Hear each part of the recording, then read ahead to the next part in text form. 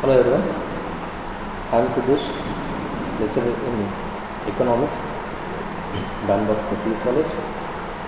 Well, we are discussing about macroeconomics, chapter 2, that is national income accounting.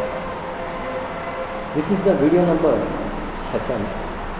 In the video number 1st, we are discussing a few basic concepts of macroeconomics, as in the name of some of the basic concepts of macroeconomics, where we could understand that how the economy observing the flow of good, which is the final good, and how come we are going to be identify the final good, and what is the process which can be taken place before when we call a good is a final good.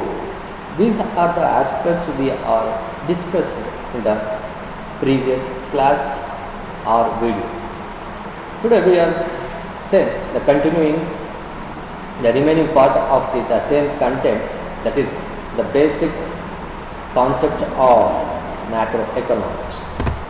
So this is the one of the basic aspects and the continuation part of the chapter number 2nd.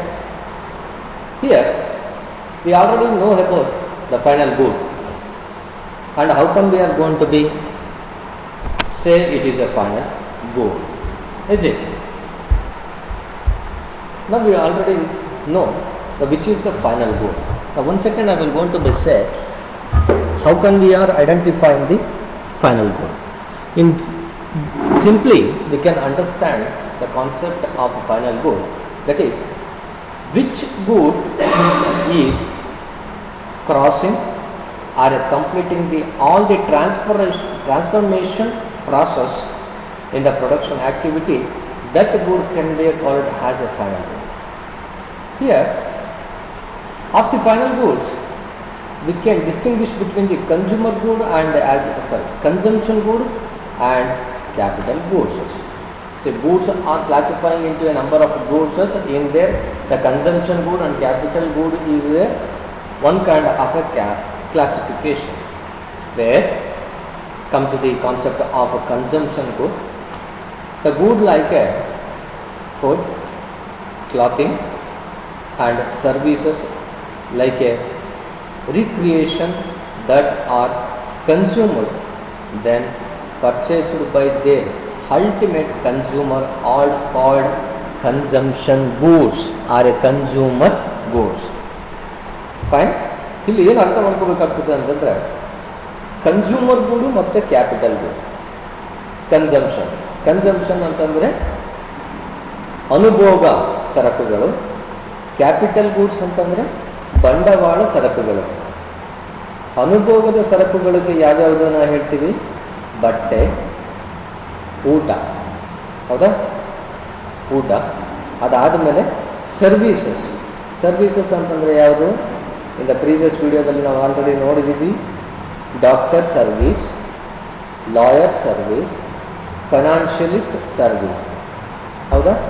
ಈ ಸರ್ವೀಸಸ್ಗಳು ultimate ಆಗಿ ಕನ್ಸ್ಯೂಮರ್ಗೆ reach ಆದಾಗ, ಅಥವಾ ಯಾವ ಗೂಡ್ಗಳು ಕನ್ಸ್ಯೂಮರ್ಗೆ ultimate ಆಗಿ reach ಆಗಲಿಕ್ಕೆ ready ಇರ್ತದೆ, ಅಥವಾ ಕನ್ಸ್ಯೂಮರ್ಗಳು enjoy ಮಾಡ್ತಾರೆ ಆ ಗೂಡ್ಸ್ಗಳನ್ನು, ಅಥವಾ ಕನ್ಸಂಪ್ಷನ್ ಮಾಡ್ತಾರೆ, ಅದನ್ನು ನಾವೇನಂತ ಕರಿತಾ ಹೋಗ್ತೀವಿ?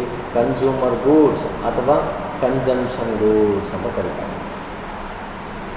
At the same time this is include service which are consumed, but for convenience we may refer to them as consumer goods. That's it. Later, here there are other goods that are of durable characteristics. Food is not a durable, cloth is not a durable, for your kind information.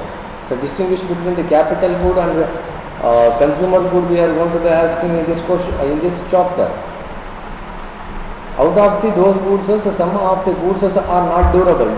Durable ಅಂತಂದರೆ ದೀರ್ಘಕಾಲವಾದಂತಹ ಬಾಳಿಕೆ ಬರುವಂತಹ ವಸ್ತುಗಳು, ದೀರ್ಘಕಾಲ ಬಾಳಿಕೆ ಬರಲಾರದ ಇರುವಂತಹ ವಸ್ತುಗಳು. ಅದರ ಕ್ಯಾರೆಕ್ಟರಿಸ್ಟಿಕ್ಸ್ ಅಂದರೆ ಲಕ್ಷಣ, ಗುಣಲಕ್ಷಣ. ಫುಡ್ಡನ್ನ ಎಷ್ಟು ದಿವಸ ಮ್ಯಾಕ್ಸಿಮಮ್ ಪ್ರಿಸರ್ವ್ ಮಾಡಿಡ್ಬೋದು ನಾವು.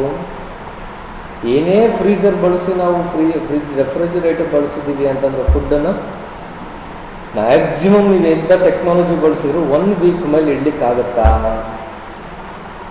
ಅಥವಾ ಈ ಕುರ್ಕುರೆ ಅಂತೆಲ್ಲ ನಾವೆಲ್ಲ ಫುಡ್ ಐಟಮ್ಸ್ ಅವೆಲ್ಲ ಫುಡ್ ಪ್ರಾಡಕ್ಟ್ ಮ್ಯಾಕ್ಸಿಮಮ್ 6 months, ಬೇಡ 1 year. After that it will go to be collapse, destroying. But out of those goods, some other durable goods also is there, which are strictly used systematically used in the production process.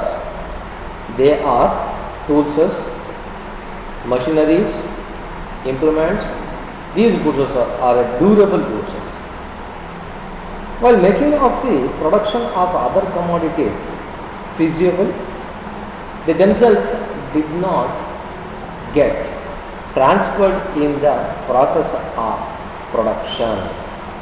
Which are the goods are ready to transfer in the next production process? Those are all the transferable commodities.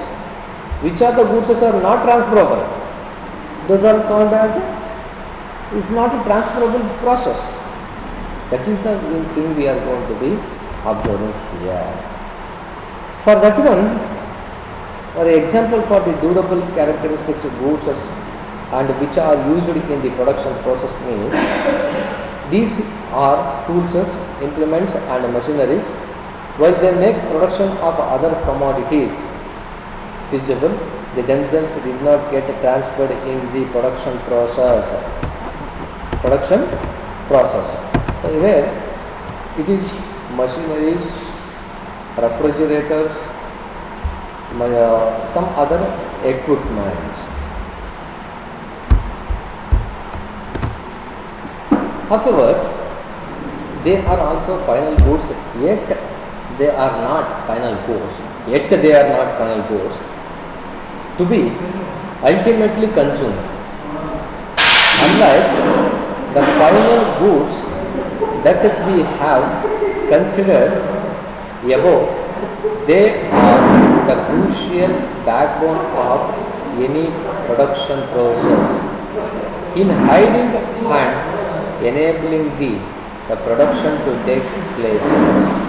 Means ಇಲ್ಲಿ ಏನು ಅರ್ಥ ಹೋಗುತ್ತೆ ಇಲ್ಲಿ ಅಂದರೆ final goods that are considered above, they are the crucial backbone. ಎಷ್ಟೋ final ಗೂಡ್ಸ್ಗಳು ಬೇರೆ ಪ್ರೊಡಕ್ಷನ್ಗೆ back ಬೋನ್ ಆಗಿ ಇರ್ತಕ್ಕಂಥದ್ದು. ಇದಕ್ಕೆ ಯಾವುದು ಉದಾಹರಣೆ ಕೊಟ್ಟಿದ್ದೀವಿ ಲಾಸ್ಟ್ ಟೈಮ್ ಅಂತಂದರೆ, ನಾವು ಏನು ಹೇಳ್ತಿದ್ವಿ,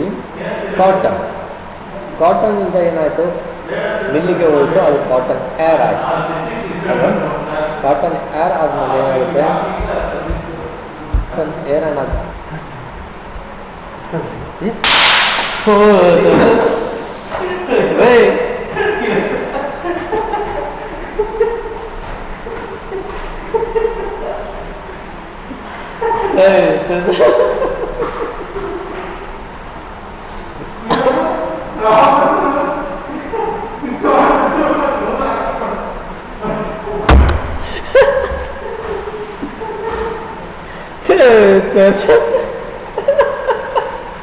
ಅಲ್ಲ ಈಗಲೇ ಬರುವಾಗ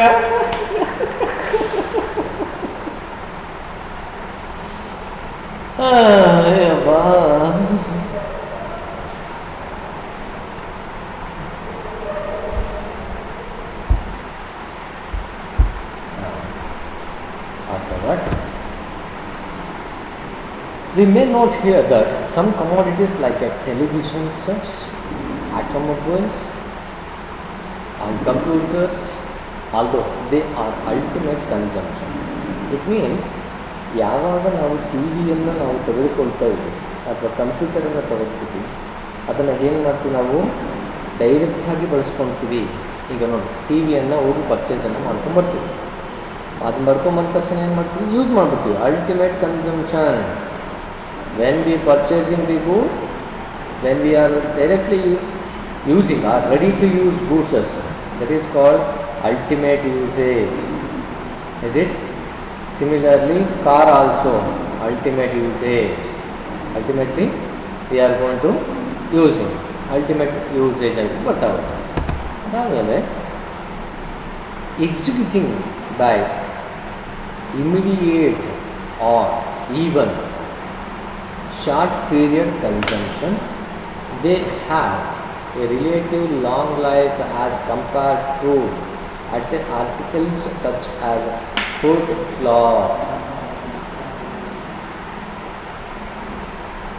ಅಂದರೆ ಇಲ್ಲಿ ಏನು ಅರ್ಥ ಮಾಡ್ಕೊತಾ ಇದ್ದೀವಿ, ಫುಡ್ ಮತ್ತು ಕ್ಲಾತ್ಗೆ ಕಂಪೇರ್ ಮಾಡಿದರೆ ಕ್ಯಾಪಿಟಲ್ ಗುಡ್ ಏನಿದೆಯಲ್ಲ ಅದು durable.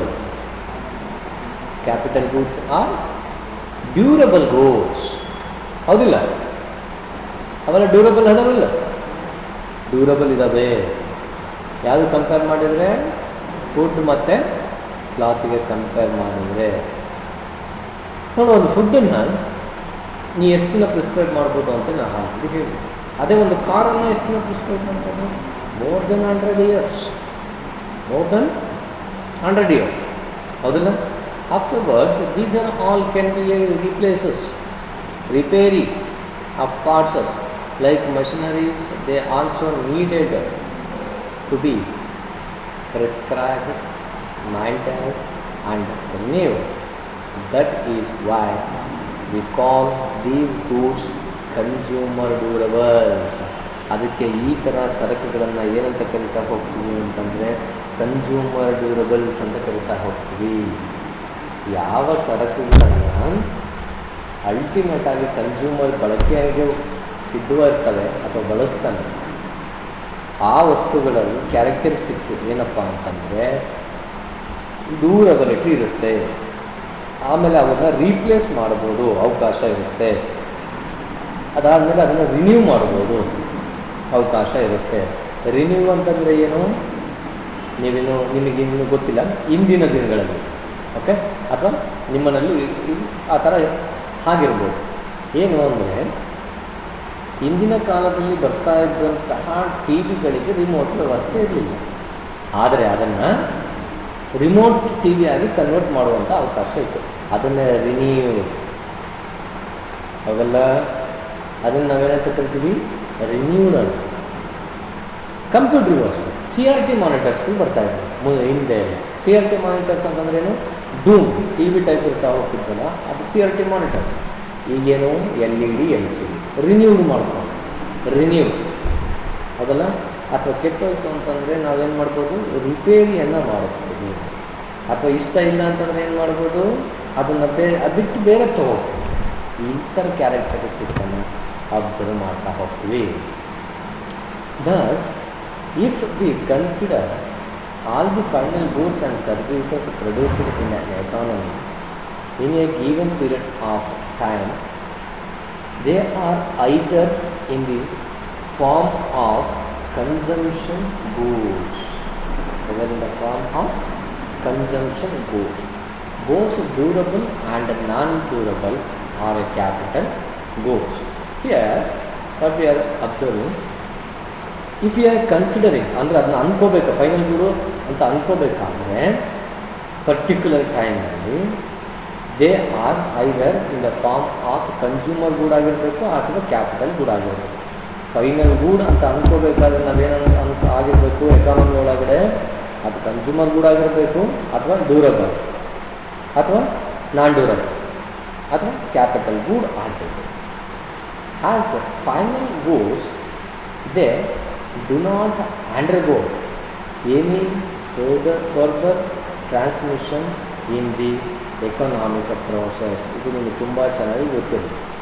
Final goods they do not undergo any further transformation in the economic process. ಈಗ ಕಾರನ್ನು ಮತ್ತಿನ್ನೇನು ಬಳಕೆ ಮಾಡಲಿಕ್ಕೆ ಬಳಸ್ಕೊತೀವಿ ಅಥವಾ ಏನು ತಯಾರು ಮಾಡಲಿಕ್ಕೆ ಬಳಸ್ಕೊತೀವ? ಇಲ್ಲ, ಟ್ರಾನ್ಸ್ಫಾರ್ಮೇಷನ್ ಇಲ್ಲ ಅಲ್ಲಿ, ಅವಿಲ್ಲ. ಟ್ರಾನ್ಸ್ಫಾರ್ಮೇಷನ್ ಇದೆಯಾ? ಇಲ್ಲ. ಸೊ ಹಂಗೆ ಅದನ್ನು ನಾವು ಅಬ್ಸರ್ವೇಷನ್ನ ನಾವು ಮಾಡ್ತಾ ಹೋಗ್ತೀವಿ. ಇದನ್ನು ನಾವು ಐಡೆಂಟಿಫೈ ಮಾಡ್ತೀವಿ. Afterwards, here, of the total production taking place in the economy, large number of product did not end up in final consumption and are not capital goods either. Such goods may be used by other producers as material input. ಇಲ್ಲೇನಾಗುತ್ತೆ, total production taken place ಅಂದರೆ total production ಯಾವಾಗ ಆಗುತ್ತೆ ಎಕಾನಮಿನಲ್ಲಿ, large number of products ಯಾವಾಗ ಆಗುತ್ತಲ್ವಾ, ಅದು do not end up final consumption. Final ಕನ್ಸಂಪ್ಷನ್ಗೆ end up ಆಗೋದಿಲ್ಲ. ಸಾಕಷ್ಟು ಪ್ರೋಸೆಸ್ಗಳು ಟ್ರಾನ್ಸ್ಫರ್ ಆಗ್ತಲೇ ಇರುತ್ತೆ. ನೋಡಿ ಇಲ್ಲಿ ಫಿಗರಲ್ಲಿ ತೋರಿಸ್ತಾರೆ. Sugar cane transferred into a sugar, ಈ sugar transferred into a sweet, transferred into a tea. ಅದರ ಟೀ ಮಾಡಲಿಕ್ಕೆ ಅನಿಸ್ತಾರೆ. ಸ್ವೀಟ್ಸ್ಗಳು ಎಷ್ಟು ಥರದ ಸ್ವೀಟ್ಸ್ಗಳು ಮಾಡಬೇಕು ಶುಗರಿಂದ. ಅದನ್ನು ಆ ಫೈನಲ್ ಪ್ರಾಡಕ್ಟ್ ಅಂತ ಹೇಳ್ತೀವಿ ಶುಗರ್ ಕೇನ್ ಅಂತ. ಕಬ್ಬು, ಕಬ್ಬಿನಿಂದ ಸಕ್ಕರೆ ಬಂತು, ಸಕ್ಕರೆಯಿಂದ ಸ್ವೀಟ್ ಆಯಿತು. ಅದನ್ನು ಈ ಎಷ್ಟು ಥರದ ಸ್ವೀಟ್ಸ್ಗಳು ಬರ್ತಾವೆ ನನಗೆ, ಎಷ್ಟು ಥರದ ಟೀಗಳು ಬರ್ತಾ ಹೋಗುತ್ತೆ. ಅದಕ್ಕೆ may be used in the other products has material inputs. Better example for this, steel sheets used for making a automobiles steel ಶೀಟ್ಸ್ಗಳು ಬರ್ತಾವಲ್ಲ, ಈ ಕಾರ್ಗಳಿಗೆಲ್ಲ ಮಾಡ್ತಾರಲ್ಲ, ಕಾರ್ ಮಾಡಲಿಕ್ಕೆ ಮ್ಯಾನುಫ್ಯಾಕ್ಚರಿಂಗ್ ಮಾಡಲಿಕ್ಕೆ ಆ ಡೋರೆಲ್ಲ ಇರ್ತಾವಲ್ಲ, ಡೋರು, ಡಿಕ್ಕಿ, ಮುಂದ್ಗಡೆ ಬಾನೆಟ್ಸ್ಗಳೆಲ್ಲ ಬರ್ತವಲ್ಲ, ಅದೆಲ್ಲ ಸ್ಟೀಲ್ ಶೀಟ್ಸ್ಗಳು ಆಟೋಮೊಬೈಲ್ ಮಾಡಲಿಕ್ಕೆ ಬಳಸ್ಕೊಂಡ್ವಿ. ಆಮೇಲೆ copper used for making internals, copper ತಾಮ್ರ. ಈ ಎಲೆಕ್ಟ್ರಾನಿಕ್ ವಸ್ತುಗಳಲ್ಲಿ, ಎಲ್ಲ ಎಲೆಕ್ಟ್ರಾನಿಕ್ ವಸ್ತುಗಳಲ್ಲೂ ತಾಮ್ರ ಇದ್ದೇ ಇರುತ್ತೆ. ಯಾಕಂದರೆ ಅದು ವಾಹಕ, ಅರೆವಾಹಕ ಮತ್ತು ಟ್ರಾನ್ಸ್ಪರೆಂಟ್. ಅದಲ್ಲ, ಅದರ ಮೂಲಕ ವಿದ್ಯುತ್ತನ್ನು ಹರಿಬಿಡುತ್ತೆ. ಲೋಹ, ಅದೊಂದು ಲೋಹ, ಮಿನರಲ್, ಹೌದಲ್ಲ, ಅದಲ್ಲ. These are all intermediate goods. Intermediate goods ಬಗ್ಗೆ ನಾವು ಓದಿದ್ದೀವಿ already. Okay, mostly used as raw material or inputs for production of other commodities. These are not final good. These are not intermediary goods. Final good ಅನ್ನಲ್ಲ, ನಿಮಗೆ ತುಂಬ ಸ್ಪಷ್ಟವಾಗಿ ಗೊತ್ತಿರಲಿ. ಹೌದಲ್ಲ? ಅದಾದಮೇಲೆ ನಾವು to have comprehensive idea of the total flow of production in the economy. We need to have a quantity measure of the aggregate level of final goods produced in the economy. Quantitative measures of aggregate level of final goods in the economy. Quantitative measurement ಅಂತಂದರೆ ನಂಬರ್ಗಳಲ್ಲಿ 1, 2, 3, 4, 5 ಎಷ್ಟು quantity, ಅಷ್ಟು ಗೂಡ್ಸನ್ನು, ಸರ್ವೀಸಸ್ಸನ್ನು ನೀವು ಪ್ರೊಡಕ್ಷನನ್ನು ಮಾಡಿದ್ದೀರಿ. Aggregate level of the final goods produced in the economy, ಅದನ್ನು ನಾವು ಈಗ ಮಾಡಿದ್ವಿ. ಅದನ್ನು ಕನ್ಸಿಡರೇಷನನ್ನು ನಾವು ಮಾಡ್ತೀವಿ, ಅದಲ್ಲ. Afterwards, however, in order to get a quantitative assessment, a measure of the total final goods and services produced in the economy, it is obvious that we need a common measuring rod. ಇದು common measuring road ಅಂತಂದರೆ ಒಂದು common ಆಗಿರುವಂಥ ಒಂದು ಸ್ಟ್ರಾಟಜಿಯನ್ನು ಬಳಸ್ತೀವಿ. ಈ quantitative ಎಷ್ಟು quantity, ಎಷ್ಟು final goods ಬಗ್ಗೆ ನಿಮಗೆ ತುಂಬ ಕ್ಲಿಯರಾಗಿ ಗೊತ್ತಾಗಿದೆ ಈಗ. ಯಾವುದನ್ನು ಫೈನಲ್ ಗೂಡ್ ಅನ್ನಬೇಕು, ಯಾವುದನ್ನು ಫೈನಲ್ ಗೂಡ್ ಅಂತ ಹೇಳಬಾರ್ದು ಅಂತ. ಇಲ್ಲಿ ಅಗ್ರಿಗೇಟ್ ಲೆವೆಲ್ ಆಫ್ ಔಟ್ಪುಟ್ ಅಂತ. ಅಗ್ರಿಗೇಟ್ ಲೆವೆಲ್ ಆಫ್ ಔಟ್ಪುಟ್ ಅಥವಾ ಅಗ್ರಿಗೇಟ್ ಔಟ್ಪುಟ್ ಅಂತಂದರೆ ಏನು? ಎಲ್ಲ ಸೆಕ್ಟರ್, ಇದ್ರ ಬಗ್ಗೆ ನಿಮಗೆ ತುಂಬ ಕ್ಲಿಯರಾಗಿ ಗೊತ್ತಿದೆ. ಅಗ್ರಿಗೇಟ್ ಔಟ್ಪುಟ್ ಅಂತಂದರೆ ಏನು? ಅಗ್ರಿಗೇಟ್ ಔಟ್ಪುಟ್ ಅಂತಂದರೆ ಎಕಾನಮಿನಲ್ಲಿ ಇರುವಂತಹ ಎಲ್ಲ ಸೆಕ್ಟರ್ಗಳಲ್ಲಿ ಆಗಿರ್ತಕ್ಕಂತಹ ಔಟ್ಪುಟ್ಟನ್ನು ಟೋಟಲ್ ಆಗಿ ಕ್ಯಾಲ್ಕುಲೇಷನನ್ನು ಮಾಡೋದೇ ಅಗ್ರಿಗೇಟ್ ಔಟ್ಪುಟ್ ಅಥವಾ ಸಮ್ ಔಟ್ಪುಟ್ ಅಂತ ಕರಿತೀವಿ. SUM, ಸಮೇಷನ್ ಹೇಳ್ತೀವಲ್ಲ, ಆ್ಯಡ್ ಮಾಡ್ಕೊತ ಹೋಗೋದು, ಅದನ್ನು ನಾವು ಅಗ್ರಿಗೇಟ್ ಔಟ್ಪುಟ್ ಅಂತ ಕರಿತಾ ಹೋಗ್ತೀವಿ. ಇದನ್ನು ನಾವು ಕ್ವಾಂಟಿಟಿ ಟರ್ಮಲ್ಲಿ ಮೆಜರ್ ಮಾಡ್ತೀವಿ. ಕ್ವಾಂಟಿಟಿ ಅಂತಂದ್ರೆ ಹೇಗೆ ಗೊತ್ತು? 1, 2, 3, 4 ಅಂಥೇಳಿ ಆ ಥರ ಕ್ವಾಂಟಿಟಿ ಓರಿಯೆಂಟೆಡ್ ಆಗಿ ಮೆಜರನ್ನು ಮಾಡ್ಕೊತೀವಿ. ಇದಕ್ಕೆ ಒಂದು ಸ್ಟ್ಯಾಂಡರ್ಡ್ ಟೂಲ್ ಅಂತ ಹೇಳ್ತಾ ಹೋಗ್ತೀವಿ. ಅದನ್ನು ಮೆಜರಿಂಗ್ ರೋಡ್ ಅಂತ ಕರಿತೀವಿ. Measuring road. ಫೈನ್. ಹಿಯರ್ ಹೆಂಗೆ ಮೆಜರಿಂಗ್ ಅದನ್ನು ಮಾಡ್ತೀರಾ ಸರ್ ಅಂದರೆ ಹೆಂಗೆ ಅನ್ನೋಕ್ಕೆ ಒಂದು ಎಕ್ಸಾಂಪಲ್ ಫಿಗರ್ ಶೋ ಆಗ್ತಾರೆ. We cannot be had the meters of cloth produced to tons of rice or number of automobile or machines. ನಾವೇನಾದ್ರು ಮೀಟ್ರ್ ಹಾಕೋಕ್ಕಾಗುತ್ತಾ? ಮೀಟರ್ ಅಂತಂದರೆ ತೋರಿಸ್ತಾ ಇದೆಯಲ್ಲ ಸ್ಕೇಲ್, ಎಷ್ಟು ಮೀಟ್ರ್, ಎಷ್ಟು ಅಂತೇಳಿ. In the production of a cloth produce two tons of rice, ಎಷ್ಟು ton metre ಹಾಕೋಕ್ಕಾಗುತ್ತಿಲ್ಲ. Our common measuring rod is money. ಯಾವುದೋ ಮನಿ ಟರ್ಮಲ್ಲಿ ನಾವು ಅಳತೆ ಮಾಡ್ತೀವಿ ವಿನಃ ಮೆಜರಿಂಗ್ ಕ್ವಾಂಟಿಟಿಯನ್ನು ಮೆಜರಿಂಗ್ ಮಾಡೋದು ನಾವು ಮನಿ ಟರ್ಮಲ್ಲಿ. ಮನಿಯನ್ನು ಯೂಸ್ ಮಾಡೋ ಅಂದರೆ ವ್ಯಾಲ್ಯೂ ಆ್ಯಡೆಡ್ ಅಂತ ಗೊತ್ತಾಗಿದೆ ನಿಮಗೆ ಲಾಸ್ಟ್ ವಿಡಿಯೋದಲ್ಲಿ. ವ್ಯಾಲ್ಯೂ ಆ್ಯಡೆಡ್ ಏನು, ಹೆಂಗೆ ವ್ಯಾಲ್ಯೂ ಆ್ಯಡೆಡ್ ಆಗುತ್ತೆ ಅಂತ. ಎಲ್ಲಿ ಬಂತದು? ರೆಸ್ಟೋರೆಂಟಲ್ಲಿ ಮಾಡುವಂತಹ ಫುಡ್ಡಿಗೂ ಮನೆಯಲ್ಲಿ ಮಾಡುವಂತಹ ಫುಡ್ಡಿಗೂ ಅಲ್ಲಿ ಡಿಫ್ರೆನ್ಸಿಯೇಷನನ್ನು ನೋಡಬೇಕಾದ್ರೆ ನಮಗೇನು ಗೊತ್ತಾಯಿತು? So it is one of the thing we are going to be officially considering that the system is using one of the standard measuring tool, that is in terms of money. In terms of money. In other words, since each of these commodities is produced for sale, the sum total of the monetary value of these devices, commodities given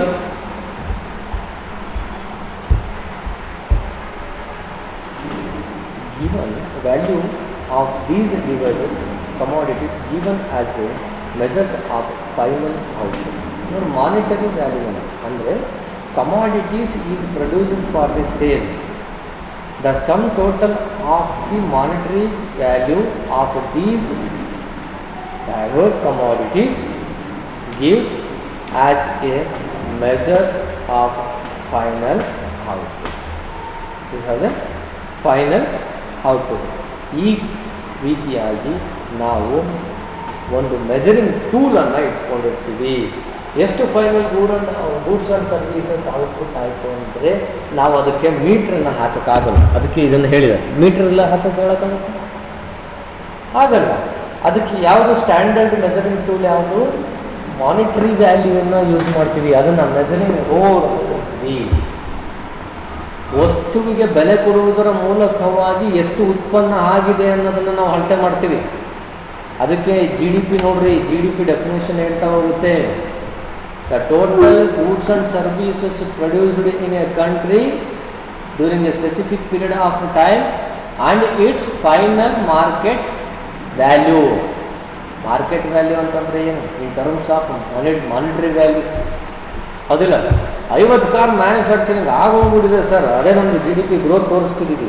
ಅದಲ್ಲ, ಮಾರುಕಟ್ಟೆಯಲ್ಲಿ ಬಂದು already sale ಆಗಿರೋದನ್ನು ನಾವು count ಹಾಕ್ತೀವಿ, stock ಇರೋದನ್ನು ನಾವು count ಹಾಕಲ್ಲ. ಈಗ next ಮಾತಾಡ್ತಾ ಹೋಗ್ತೀವಿ ಸ್ಟಾಕ್ಸ್ ಆ್ಯಂಡ್ ಫ್ಲೋಸ್ ಅಂತ.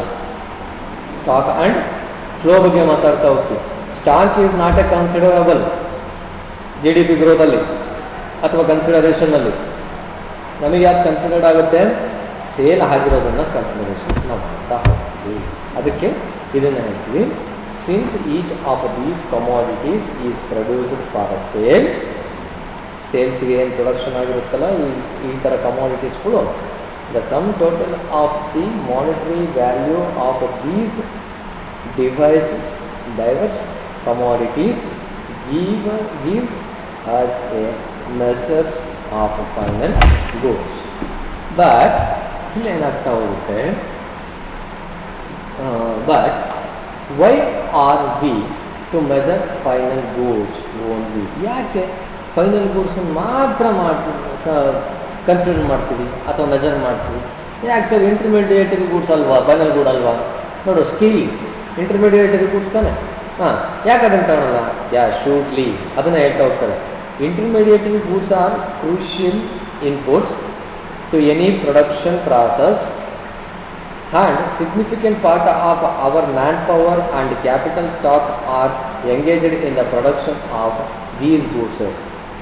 ಇವು ಬೇರೆ ವಸ್ತುಗಳ ತಯಾರಿಕೆಯಲ್ಲಿ ಇನ್ವಾಲ್ವ್ಮೆಂಟ್ ಆಗಿರೋದ್ರಿಂದ ಅವುಗಳನ್ನು ನಾವು ಕೌಂಟ್ ಮಾಡಲಿಕ್ಕೆ ಬರೋದಿಲ್ಲ. ಅದನ್ನು ಫೈನಲ್ ಗೂಡ್ಸ್ ಅಂತ ಕರೀಲಿಕ್ಕಾಗೋದಿಲ್ಲ. ಸೊ ಹಂಗಾಗಿ ಏನು ಹೇಳ್ತಾ ಹೋಗ್ತಾನೆ, ಇಂಟರ್ಮೀಡಿಯೇಟರಿ ಗೂಡ್ಸ್ ಇದಾವಲ್ಲ, ಕ್ರೂಷಿಯಲ್ ಇನ್ಪುಟ್ಸ್, ಕ್ರೂಷಿಯಲ್ ಅಂತಂದರೆ ಅವಶ್ಯಕವಾಗಿರುವಂತಹ, ತೀವ್ರವಾಗಿ ಅಗತ್ಯವಿರುವಂತಹ ಅಂತ ಕರಿತಾ ಹೋಗ್ತೀವಿ. To any production process and a significant part of our man power and a stock are engage in the production of these goods. However, since we are dealing with value of output, we should realize that value of the final goods already including the value of intermediary goods. ಅರ್ಥ ಆಗ್ತಿದೆಯಲ್ಲ ಯಾಕೆ ಕರಿತೀವಿ ಅಂತ? Intermediary goods ವ್ಯಾಲ್ಯೂನ final ಗೂಡ್ಸಲ್ಲಿ added ಆಗಿರುತ್ತೆ in the production ಪ್ರೋಸೆಸ್ಸಲ್ಲಿ. ಯಾಕೆ ಹೆಂಗೆ ಅಂತ ನೋಡು, 1 ton ಸ್ಟೀಲ್ನ ಪರ್ಚೇಸನ್ನು ಮಾಡಿಕೊಂಡು ನಾವು ಕಾರ್ ಮ್ಯಾನುಫ್ಯಾಕ್ಚರಿಂಗ್ ಮಾಡ್ತೀವಿ. ಈಗ ಸ್ಟೀಲನ್ನು ಪರ್ಚೇಸ್ ಮಾಡಿರ್ತೀವಲ್ಲ, ಆ ಪರ್ಚೇಸಿಂಗ್ ಕಾಸ್ಟನ್ನ ಕಾರಿಗೆ ಕಾರನ್ನು ಮಾರಾಟ ಮಾಡಬೇಕಾದ್ರೆ ಅದ್ರಲ್ಲಿ ಇನ್ಕಮ್ ಮಾಡಿರ್ತೀವಿ ನಾವು. ಅದಕ್ಕೇನೆ ನಾವು intermediatory goods value is added in the final goods of other commodities ಹಾಕಿರ್ತೀವಿ ಅಲ್ಲಿ ನಾವು. ಸೊ ಅದನ್ನು ನಾವು ಬಿಟ್ಟು ಕೊಡೋದಿಲ್ಲ. ಅದಕ್ಕೆ ನಾವು ಫೈನಲ್ ಗೂಡ್ಸಿನ ವ್ಯಾಲ್ಯೂಗಳನ್ನು ಡಬಲ್ ಕೌಂಟೇಷನ್ ಆಗಬಾರ್ದು ಅಂತಲೇ ಇದೆಲ್ಲ ಡ್ಯೂರಬಲ್ ಡಬಲ್ ಕೌಂಟ್ ಆಗಿಬಿಡುತ್ತೆ. ಅದನ್ನು ಅವಾಯ್ಡ್ ಮಾಡಬೇಕು ಅಂತಲೇ ನಾವೇನು ಮಾಡ್ತೀವಿ, ಫೈನಲ್ ವ್ಯಾಲ್ಯೂವನ್ನು ತೊಗೊಳ್ತಾ ಹೋಗ್ತೀವಿ ಯಾವುದ್ರದ್ದು ಗೂಡ್ಸ್. ಸೊ ಈ ಒಂದು ಸಿಸ್ಟಮೆಟಿಕ್ ಮ್ಯಾನರಲ್ಲಿ, ಈ ಒಂದು ಸರ್ಕಮ್ಸ್ಟಾನ್ಸಸ್ ವ್ಯಾಲ್ಯೂ ಅಲ್ಲಿ ನಾವು ಕನ್ಸಿಡರೇಷನನ್ನು ಮಾಡೋದೇನಪ್ಪ ಅಂದರೆ ಫೈನಲ್ ಗೂಡ್ಸಿನ ಮಾನಿಟರಿ ವ್ಯಾಲ್ಯೂವನ್ನು ನಾವು ನೋಡ್ತೀವಿ. ಅದು ಫೈನಲ್ ಗೂಡ್ಸಿಗೆ ನಾವು ಕನ್ಸಿಡರೇಷನನ್ನು ಮಾಡ್ತಾ ಹೋಗ್ತೀವಿ. Afterwards, continuing them separately will lead to the error of double counting. ನೋಡು, ನಾನು ಹೇಳಿದೆ ಡಬಲ್ ಕೌಂಟಿಂಗ್ ಆಗುತ್ತೆ. Whereas considering intermediatory goods may give a fuller description of total economic activity. Continuing them will highly exaggerate the final value of our economic activities. So ಈ ಥರ double counting avoid ಮಾಡೋದ್ರಿಂದ ಮಾತ್ರ ನಮಗೆ ಕ್ಯಾಲ್ಕುಲೇಷನನ್ನು ಮಾಡಿಕೊಳ್ಳಲಿಕ್ಕೆ ಸಾಧ್ಯ ಆಗ್ತದೆ. ಇಲ್ಲ ಅಂದರೆ ಏನಾಗುತ್ತೆ, ತಿರ್ಗಿ ಹಾಕಿದ್ದನ್ನೇ ಹಾಕ್ತೀವಿ ಕೌಂಟ್. ಪ್ಲಾಸ್ಟಿಕ್ ಉತ್ಪಾದನೆಯನ್ನು ಮಾಡ್ತೀವಿ, ಆ ಪ್ಲಾಸ್ಟಿಕ್ಕನ್ನು ನಾನಾ ಸರಕುಗಳ ಉತ್ಪಾದನೆಗೆ ಬಳಸ್ಕೊಳ್ತಾ ಹೋಗ್ತೀವಿ. ಎಷ್ಟು ಸಲ ಪ್ಲಾಸ್ಟಿಕ್ಕಿಂದ ಏನೇನೆಲ್ಲ ವಸ್ತುಗಳನ್ನು ಮಾಡ್ಬೋದು, ಅದಕ್ಕೆಲ್ಲ ಹಾಕ್ಕೊತ ಹೋಗ್ತಾ ಆಗೋದಿಲ್ಲ, ವ್ಯಾಲ್ಯೂನ ಆ್ಯಡ್ ಮಾಡಲಿಕ್ಕೆ ಆಗೋದಿಲ್ಲ. ಅದಕ್ಕೋಸ್ಕರನೇ ನಾವೇನು ಮಾಡ್ತಾ ಹೋಗ್ತೀವಿ, ಫೈನಲ್ ಗೂಡ್ಸ್ ಆ್ಯಂಡ್ ಸರ್ವೀಸಸ್ನ ಮಾರ್ಕೆಟ್ ವ್ಯಾಲ್ಯೂವನ್ನು ಕನ್ಸಿಡರೇಷನನ್ನು ಮಾಡ್ಕೊಂಡು ಫೈನಲ್ ಆಗಿ ಮಾಡ್ತಾ ಹೋಗ್ತೀವಿ. ಸೊ ಇಂತಿಷ್ಟು ಇದನ್ನು ನಾವು ಅಬ್ಸರ್ವೇಷನನ್ನು ಈ ವಿಡಿಯೋದಲ್ಲಿ ನಾವು ಮಾಡ್ತಾ ಹೋಗ್ತಾ ಇದ್ವಿ. ಮೆಜರಿಂಗ್ ರೋಡನ್ನು ಅಬ್ಸರ್ವೇಷನನ್ನು ನಾವು ನಡೆಸಿದ್ವಿ. ಇಷ್ಟು ನಾವು ಈ ಕ್ಲಾಸಲ್ಲಿ ತಿಳ್ಕೊಂಡಿದ್ವಿ. In the next class or a video, again we continue in the other remaining aspects of the second chapter. So if you have a doubt, means that please write it down yourself and ask your doubt in the Zoom meet or in the class. Until then, please take care of yourself. We'll meet you in the next video. Thank you.